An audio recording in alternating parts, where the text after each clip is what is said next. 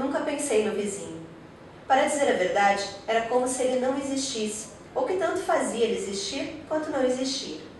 Eu tinha ali, no hotel, o meu quarto para dormir, e fora na rua, o serviço, os amigos e as diversões. Era isso o meu mundo. O homem do quarto vizinho não entrava nele, eu não sentia necessidade dele, e por isso não pensava nele. Eu li O Fim de Tudo.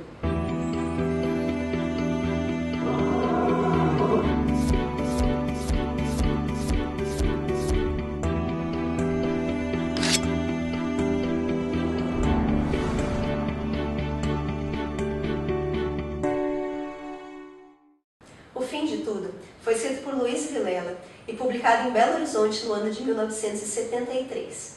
Esse é um livro de contos. São várias pequenas histórias que vão girar em torno de um mesmo tema. O fim, a conclusão de algo.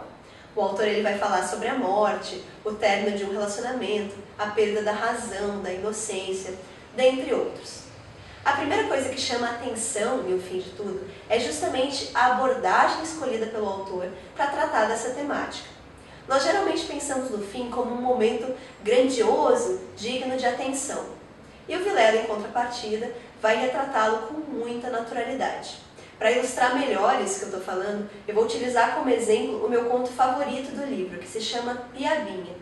Já avisando que eu vou contar essa história do início ao fim, então vai ter spoilers do conto. Mas entre 25 narrativas, eu acredito que falar sobre uma delas não vai ter um impacto tão grande assim na experiência de leitura de vocês, e vai me ajudar a expor melhor a atmosfera que permeia toda a obra.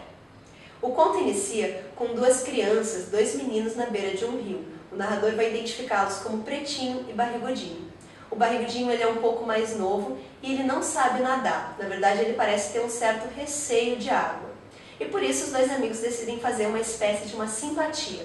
O Barrigudinho precisa engolir uma piaba, um peixinho, ainda vivo, e depois entrar imediatamente no rio. Dessa forma, as habilidades do peixe vão ser transferidas para ele.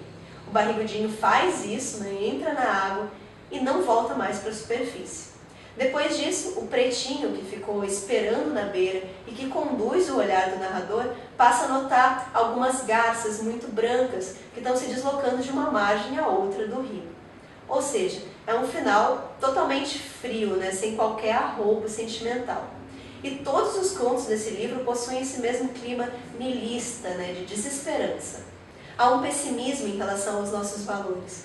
Os personagens retratados aqui são seres solitários, indiferentes, com histórias absolutamente comuns. E é aqui que reside o encanto. Ao apresentar para o leitor tramas tão triviais, o Vilela nos mostra um verdadeiro mosaico de possibilidades. Nesse momento, ao nosso redor, existem muitas histórias se desenrolando, ciclos iniciando, terminando, e para que a gente consiga notá-los, basta treinar o olhar. Um outro ponto que eu queria destacar em O Fim de Tudo são os diálogos. O autor é muito hábil em reproduzir, em simular uma linguagem coloquial. Ele não só escolhe as palavras, as expressões certas, sempre soam muito verossímeis, como oferece ao leitor um elemento muito forte de ambiguidade. Então são palavras que ocultam, que dissimulam, que não expõem exatamente o pensamento dos seus personagens. É realmente fascinante, algo que vale a pena prestar atenção. Eu recebi esse livro do Grupo Editorial Record, parceiro aqui do canal. Era uma das opções no catálogo de lançamentos do mês de fevereiro. E logo depois de fazer o pedido, eu fiquei sabendo que essa edição já havia se esgotado. A procura foi bem grande. O Fim de Tudo é uma obra de bastante prestígio. Ela recebeu em 1974 o Prêmio Jabuti, que é um dos mais importantes do país. E desde então, o Vilela tem se destacado cada vez mais como um dos grandes nomes da literatura brasileira.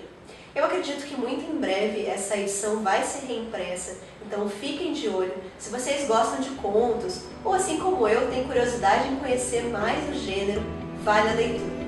Abraços e até a próxima!